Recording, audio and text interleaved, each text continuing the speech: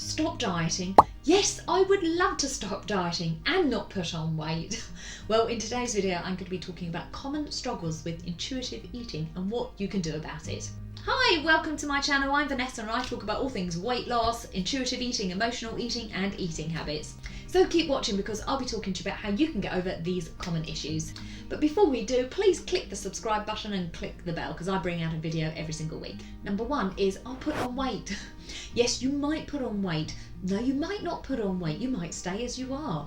But the whole idea is that you are getting away from this diet mentality. So you're getting away from, depriving yourself, then binging, and then in comes all the feelings of guilt and shame. Okay, you're letting all of that go by starting to become really mindful and starting to work on the inner you. So this might not be easy if you have been on a diet for the whole of your life and you don't know anything else apart from being on a diet. So to start with this one, it is come off the diet. Now yes, you might end up stuffing your face, but be mindful about it. It sounds a bit counterintuitive, but if you can start somewhere and just be mindful, so that means paying real attention to why it is that you are eating, and perhaps then ask yourself these questions. Why am I eating the way that I do? Why am I picking, or what is my food habit? What would I like to change? So just start observing, but do it with curiosity, okay? Leave the beating yourself up out the door. So just start with mindfulness. The second one I hear people say is, I'll be hungry. Some level of hunger is normal, and if you have been in a routine where you've normally just eaten, you've continually eaten, and you have suppressed that hunger, so you've never even felt it before, it could be really daunting to suddenly feel this hunger. It's like this monster coming out of your stomach going, Rah! And taking over. It's like, no, it's just starting to be really aware of the hunger. Now, a lot of people I know, they go from not hungry to all of a sudden, 10, I am ravenous, I need food now. And that's what they're trying to avoid by keeping to eat. So by paying attention to your stomach, and firstly, it's just welcoming the hunger, just saying to yourself, hunger is okay, hunger is okay. Okay, we're not totally depriving ourselves, we're just talking about being hungry. So just notice that when you are hungry on a scale of 0 to 10, right, notice it get to the 2 or the 3. And when you're then at that level, then prepare something to eat, okay?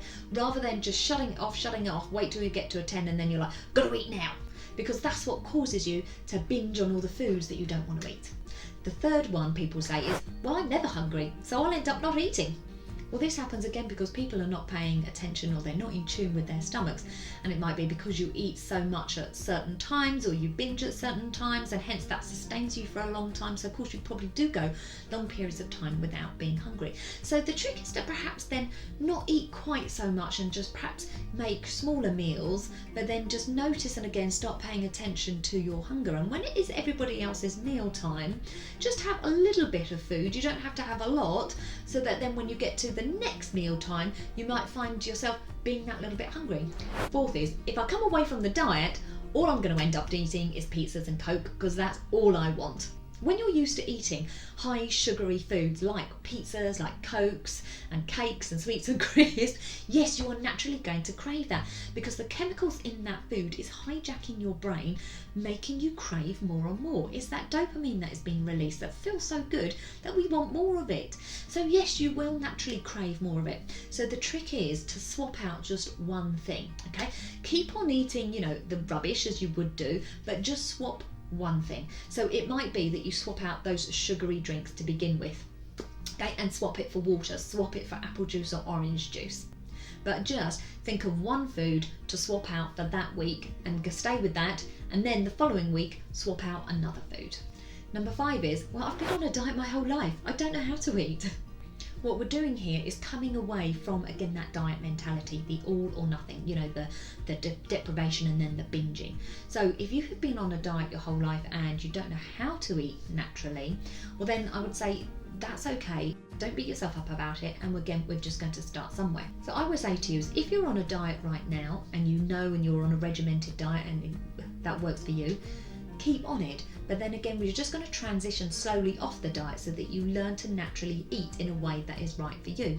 But what you need to hear yourself is saying, When you say, oh, I can't eat that because I'm on a diet. Oh, no, I'm not allowed that. Oh, no, I'm only allowed so much of that. It's like, listen to the words that you're saying, and then instead ask yourself, well, what do I want? How much do I really want?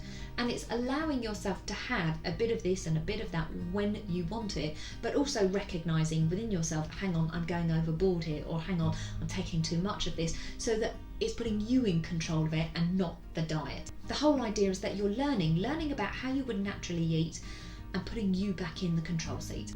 So let me know what you think, comment below on your intuitive eating journey, and I shall see you next week. Thank you.